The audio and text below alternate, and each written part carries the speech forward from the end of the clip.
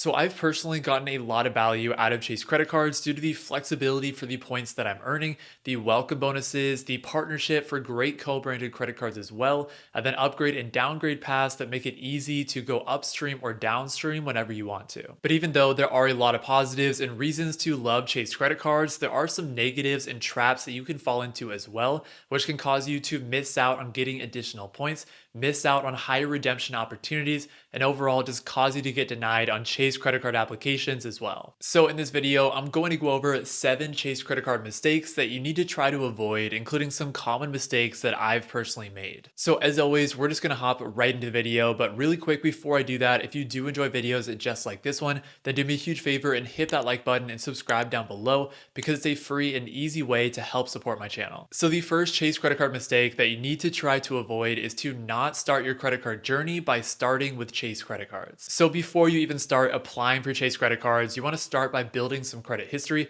and you can do that by becoming an authorized user on someone else's credit card, going for a credit builder or student card, and an option with Chase would be to first apply for the Chase Freedom Rise, which is specifically designed for college students or for people who are trying to build their credit. Chase is definitely a relationship bank, so one tip that I have is to start out by actually opening a checking account with Chase. And the reason that I say that is because I do know people in situations to where they were in great shape to get approved for a Chase Freedom card, and maybe they had some other credit cards open, already had some credit history that was built up and had a good credit score, but they still got denied even for some of those Chase Freedom cards simply because they had not yet established that relationship with Chase.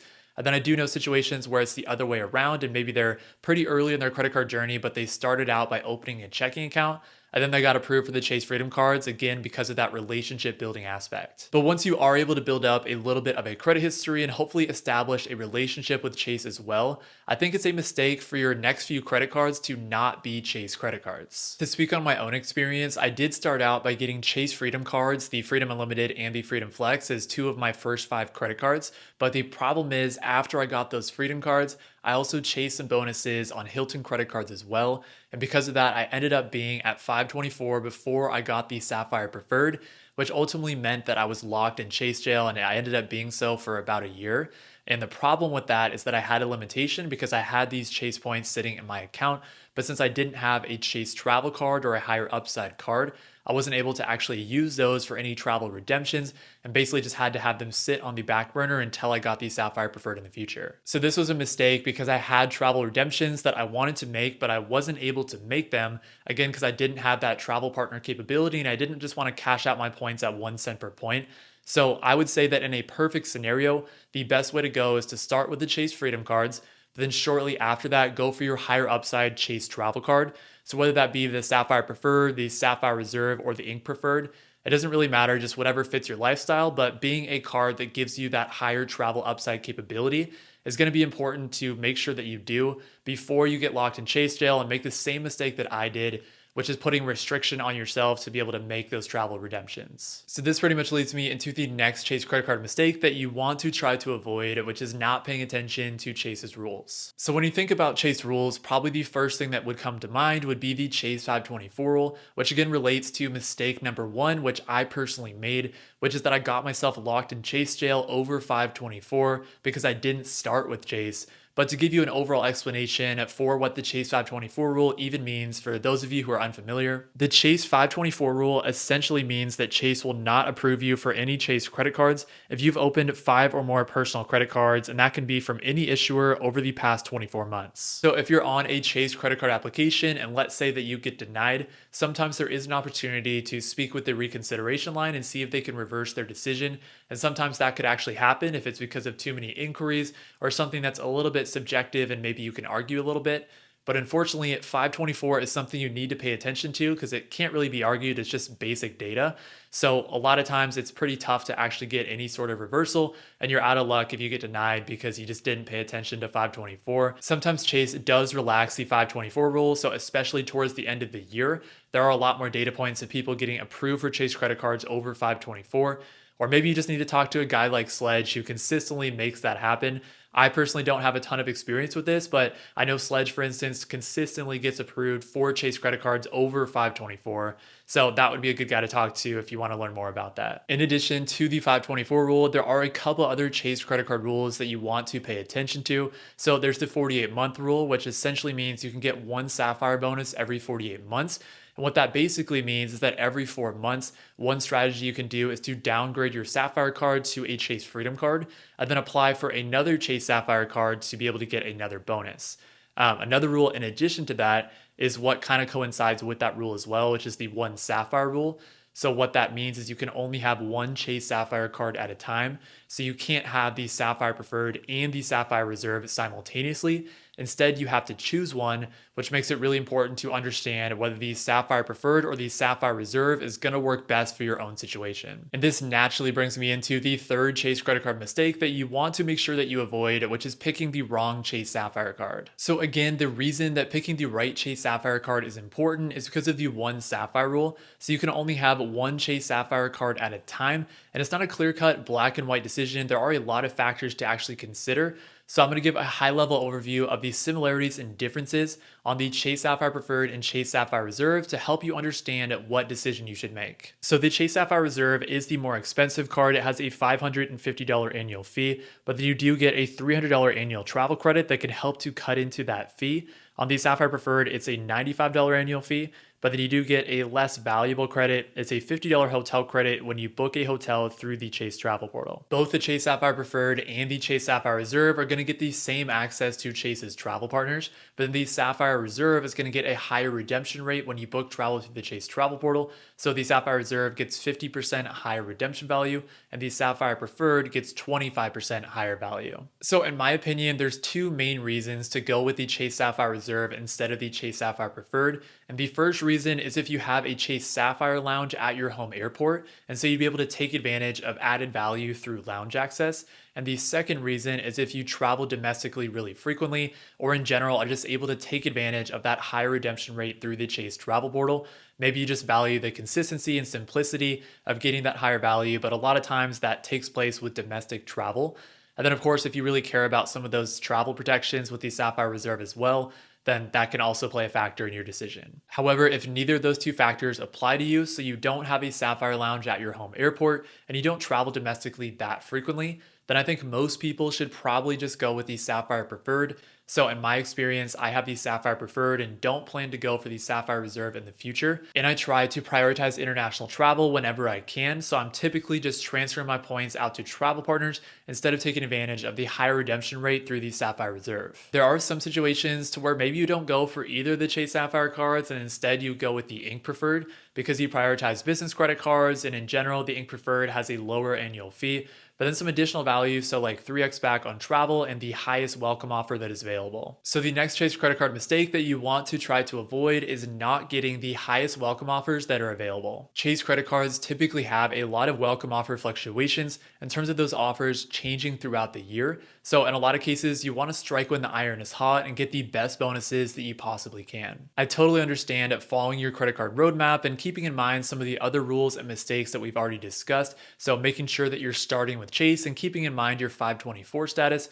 But if you do have some flexibility in your credit card roadmap or when you're able to get specific credit cards, then I think it definitely makes sense to not rush into an application and have some patience for a competitive welcome offer. I've personally made this mistake with the Chase Sapphire Preferred, so I was pretty anxious to get the card since I was locked in Chase jail for about a year, and so I was unable to make any of those Chase travel redemptions. And as soon as I was able to get this card, I basically just right away applied. But shortly after that, I think maybe like 4 or 5 months later, the welcome offer on the Sapphire Preferred was increased to 80,000 points. I had gotten it at the standard 60,000 points. And pretty much there's been fluctuations anywhere from like 60 to 100,000 points on the Sapphire Preferred. So if you have a little bit of flexibility in when you can get it, then sometimes it makes sense to wait for an elevated offer. The same thing has happened with the Chase Ink cards. So I was able to get the Ink Unlimited when it had the 90,000 point offer that was available.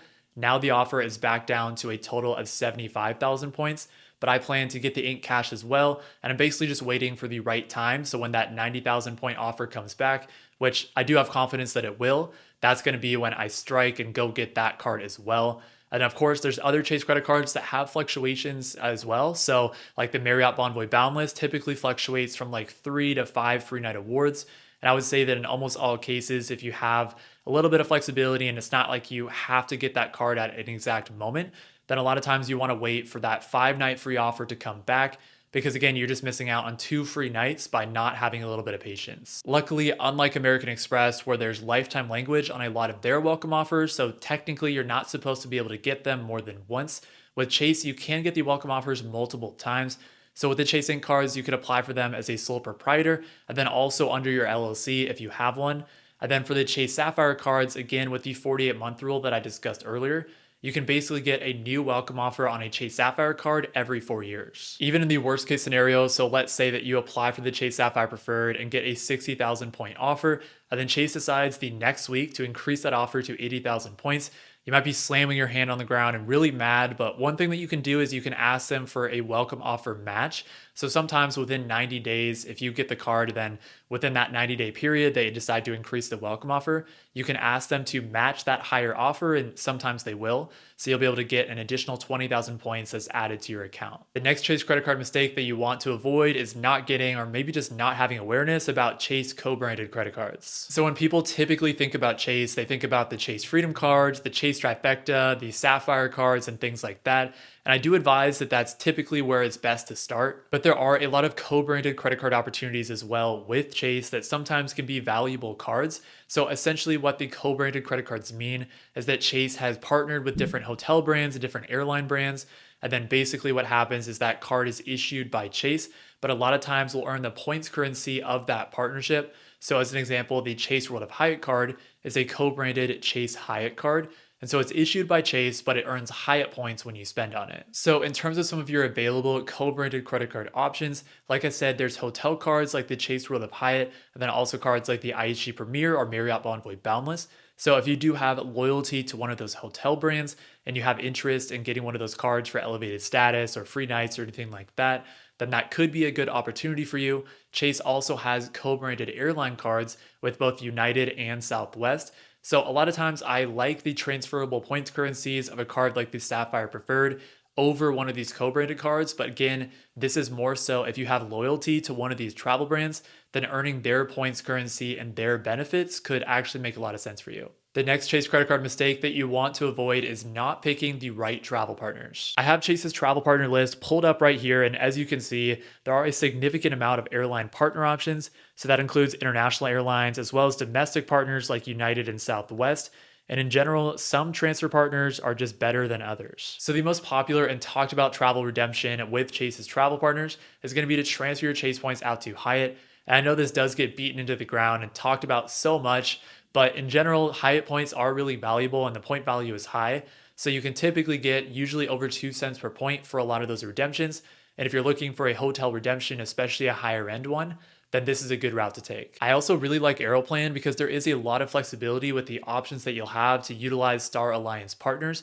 So you could transfer points out to Aeroplan from Chase and then have options to book economy or business first class on flights to a lot of different continents. So for me, I've done so to South America, but there's a lot of great opportunities to utilize Star Alliance partners to Europe, to Africa, and to Asia. Utilizing British Airways Avios can be a great way to book domestic American Airlines flights, especially since American Airlines is pretty hard to tap into since they aren't a consistent travel partner. Iberia and Flying Blue can be great options for business class flights over to Europe as well. However, there are bad travel partners as well. So as tempting as it would be to look at other influencers and see them flying first class over on Emirates, it would be a pretty bad idea and a pretty bad value one to transfer your Chase points out to Emirates and then book through them, because a lot of times it's going to be a lot more valuable, even if you want to have one of those aspirational flights, to book instead through a partner like Aeroplan. The last Chase credit card mistake that you want to avoid is not being aware of transfer bonuses. So essentially what a transfer bonus is that all of the major credit card issuers, so Chase, American Express, Capital One, Citi, all of them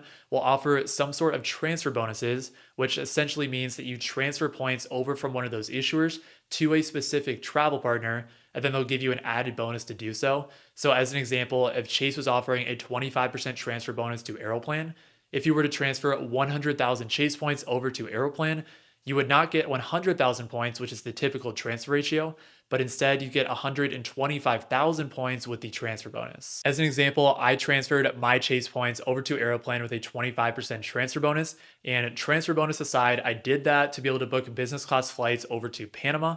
And even with not considering that transfer bonus, I got over 4 cents per point for that redemption. But if you were to include that transfer bonus in the calculation as well, that probably would have made my redemption have a cent per point value of 5 to 6 cents per point. So typically there are usually a couple different transfer bonuses that are going on at a particular time. So if you're on the fence about a specific travel redemption or a specific travel plan that you have coming up, then this could help get you off the fence and into the yard to actually make that travel redemption. But a lot of times you don't want to just transfer points speculatively. So you at least want to have a decent idea of what you'll use those points for and what redemption that you'll specifically make. The reason that I say that you don't want to transfer your points over to a travel partner speculatively is because you can't actually transfer them back. So if you figure out down the road that you're actually going to be pivoting your travel plans and doing something else, or maybe you're just never going to do that redemption that you thought you were going to, then you're kind of out of luck because again, you can't transfer them back. So you at least want to have a decent idea about the redemption that you would potentially make in the future. For me, I actually didn't have an idea of what my specific travel plans when they were going to be, but I knew that I wanted to travel to Latin America. I did the research and found different flight options on Copa Airlines business class.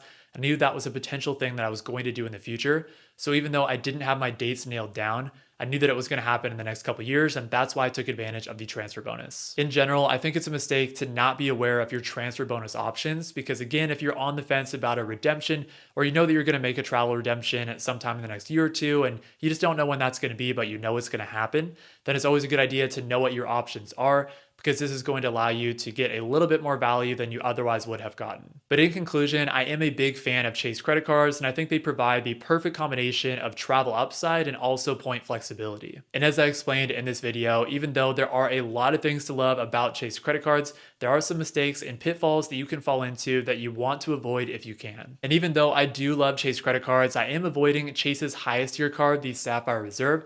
So if you're interested to learn exactly why that's the case, then go watch this video next. Thank you all so much for watching this video, and I hope you all have a great rest of your day.